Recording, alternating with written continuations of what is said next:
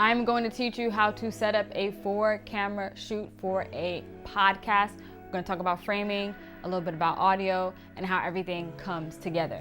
Okay, so first of all, the first thing I like to do is establish my wide shot. I want to make sure that both subjects are in frame, everyone's looking good, everyone's feeling good, and that wide shot looks good, because that wide shot is going to be my safety shot. So right now for this wide shot, I feel like the second talent is too far away from me. There's too much of a gap there. So this is where I would say, hey, Furby, come a little closer. I'm just going to physically move Furby in because, you know, he needs that assistance. You know what I'm saying? All right, so let's bring him on in.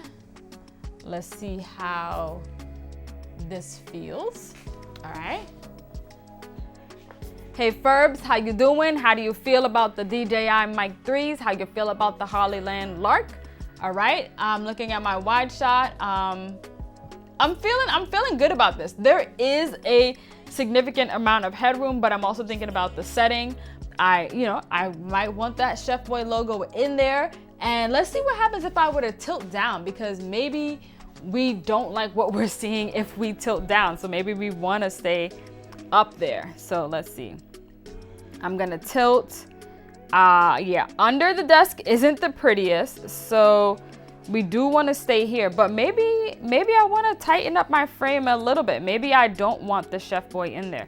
So I'm actually gonna walk this in, because this is a prime lens. This is a 35mm G Master f1.4. So I've walked my camera in.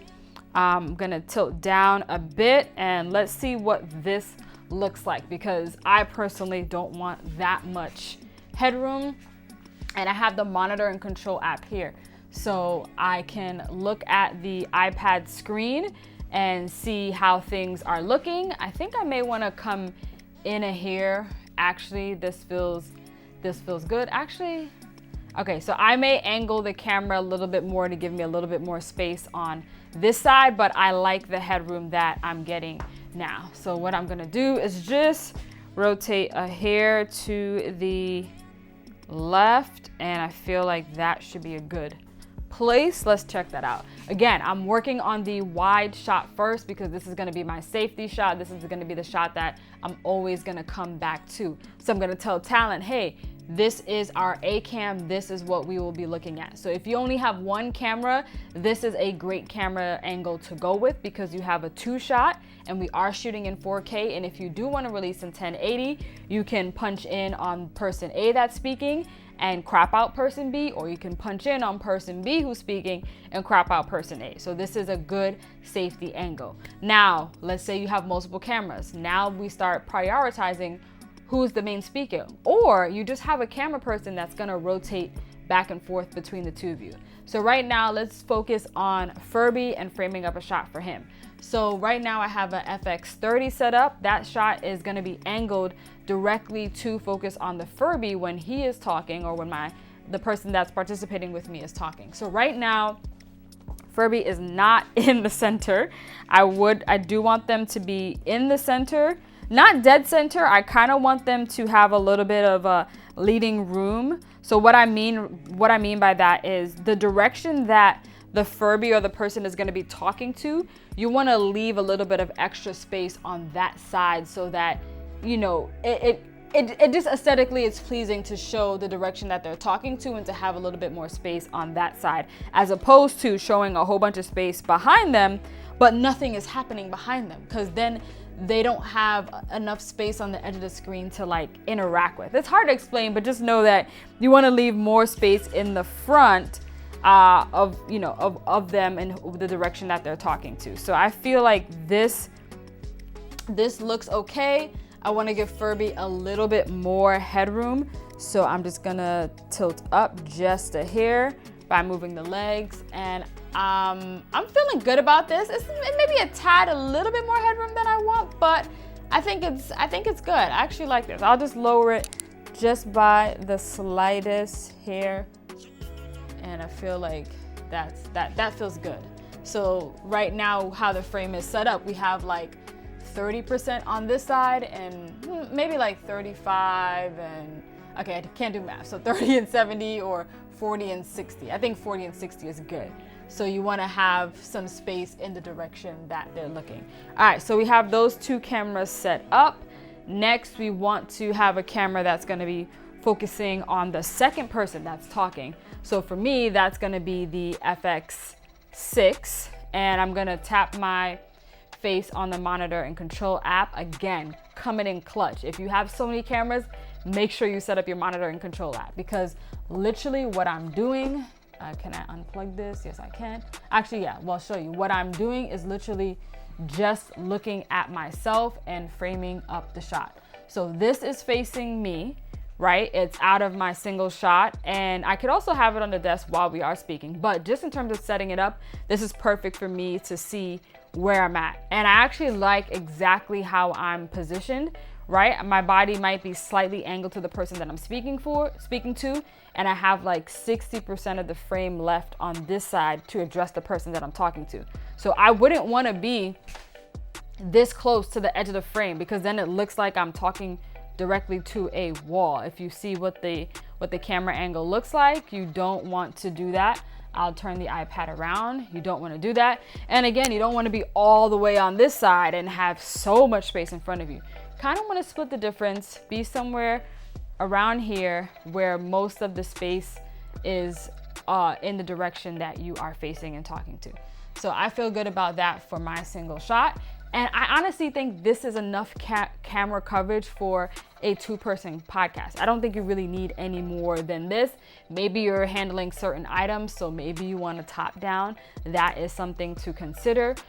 Just for this purposes of what we were doing, I also created a fourth angle, and that is specifically for vertical. So depending on who the talent is or the main subject or what the deliverable is, you can frame that up accordingly. So that could be a really wide shot, but in this case, it's a single on me because I am the main person of the podcast. So I want to make sure that my thoughts are featured on my social media page and online. And right now I think I'm framed up quite nicely in the middle. I may give myself more headroom because for social media, there's usually a bunch of stuff at the top of the screen. So you want to take that into account when you are framing up your shot. So I do want to tilt up. It's going to be a little bit annoying to do it because I have it on a, actually, no, it won't be too annoying because I don't actually have to raise the camera. I just want to tilt it. So I'm going to loosen this Came TV magic arm, and I'm just gonna like tilt it up a bit. It's a little bit hard to figure it out because again, I'm not in front of the camera while I'm doing it. So I have to make micro adjustments, but okay, I gave myself way too much headroom. All right, so now let's tilt it down a bit. Yeah, this is gonna, whoop, I gotta make sure I tighten it, but this is gonna be fun trying to figure out a spot that fits. Let's try here. All right, so yeah, it's a bit too much headroom, so we just want to bring that down into a position that feels good, where I do have a little bit of space over my head for social media. Yep, that feels really, really good. And so we are going to lock that off right there. So pretty much right now I have all my cameras set up. And the next and final, well, not the next and final step, but the next step is to talk about audio and how that's gonna sound. Right now, we are getting audio from the Hollyland Lark Max 2. What's great about this mic is that you can record directly to this unit in 32-bit float, so you get good audio quality that you can manipulate in post and get exactly how you want. And you can also send the feed directly to the camera with the receiver. In this instance, I'm using a hot shoe adapter to connect the Hollyland Max 2 directly to the FX3. And there are also certain attachments too, where if you wanted to connect a lav for whatever reason, they have this unit that you can connect to the bottom of the transmitter. And now you have a 3.5 adapter that you can use to connect a lav mic. So I think that's really neat. So you could easily set up 4 of these. These do have the capability of being used as 4 transmitters to 1 receiver. did a video on that, so you can check that out. So I think that's a great way to have a 4-person podcast, 4 speakers going right into one source, so you don't have to sync anything crazy in post. Well, you're already gonna have 4 angles, but with the monitor and control app, once you hit record, it records on all the cameras at the same time. So that's how you want to think about framing. You want to make sure that you have enough headroom for your subject. You want to make sure that you have enough, I guess, face room. That's what I'm going to call it. I don't know what the technical term is. I just kind of have a feel for it. You want to make sure you have enough, leeway and enough room for the direction that the subject is looking at. You want to make sure that you have enough coverage. You want to make sure that you're getting good audio. You want to plug in your headphones. You want to listen to the sound. If possible, you also want to slate. So up top here, I have a Tentacle Sync. And what's great about the Tentacle Sync is that you can have time code showing. You could even have a message. So right now we have a specific message that we dialed in via the app. So that gives us another just point of reference when syncing. And then of course you want to slate and make sure you get that sharp sound that's connecting everything. Just real quickly, for this specific setup, I have a desk here. I have a travel Wi-Fi router, so this allows all the cameras to be connected to one device. I've reconfigured this desk. I've actually cut a hole in it so that I can bring power into this table in this setup as well. What else? I think that's a little bit of everything. This is a super note. I think it's really cool. This is the Nomad. This is what I use to personally write down my notes and the things that I want to hit and talk about. Just one other thing to keep in mind is we talked about framing, but we didn't necessarily talk about the lenses and the distance between the subject and the background, and that's why I'm glad I have notes. So let's focus on the Furby for right now. So on this 35, on the FX30, which is a crop sensor lens camera, the lens, the 50, actually becomes a 75. So there's a couple ways I can think about getting some nice framing behind Furby. Because this is a 1.4, you're gonna get some fire fall off. So I want my ISO to be as low as possible, and I love the depth that I'm getting behind the Furby. Now, not everyone has a 1.4. Some people have a 4. So let's go to F4 and see what that looks like. So this is F4. As you can see, it's letting in significantly less light. So we want to bump up the ISO until it feels good.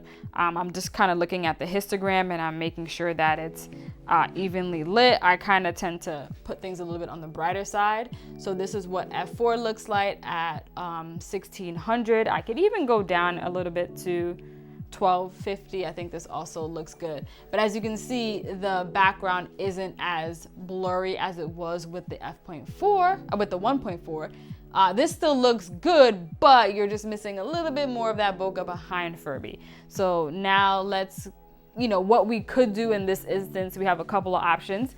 If we could move the background further back, we could, but we can't in this instance.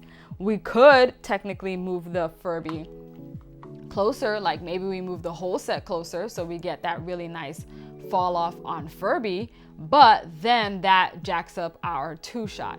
So because we have to consider all the angles, this is the best placement for Furby. So in order to get the most depth right now, the only thing we can do is go down to f1.4. And then it allows us to have a lower ISO as well, because you want your ISO to be as low as possible when possible.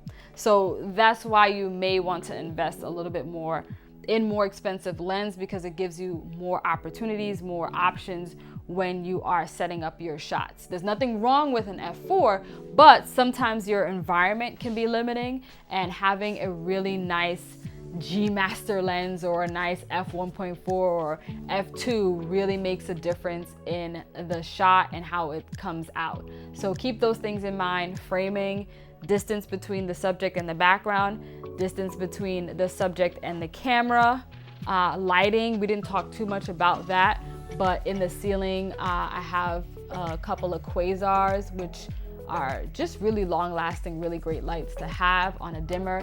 I also have an Aputure light as well. That's in the ceiling. I believe that's the F22C, the Amaran F22C, and also have a Godox FS200.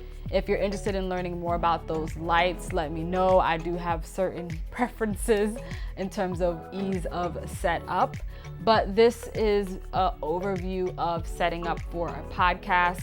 Again, frame for your main shot, set up your tight shots, set up your audio, have redundancy, so I'm recording to this unit and to the camera, and make sure you slate, and make sure your talent feels good and looks good, and you'll be off to a great start. I am the Chef Gal, and you just got the recipe.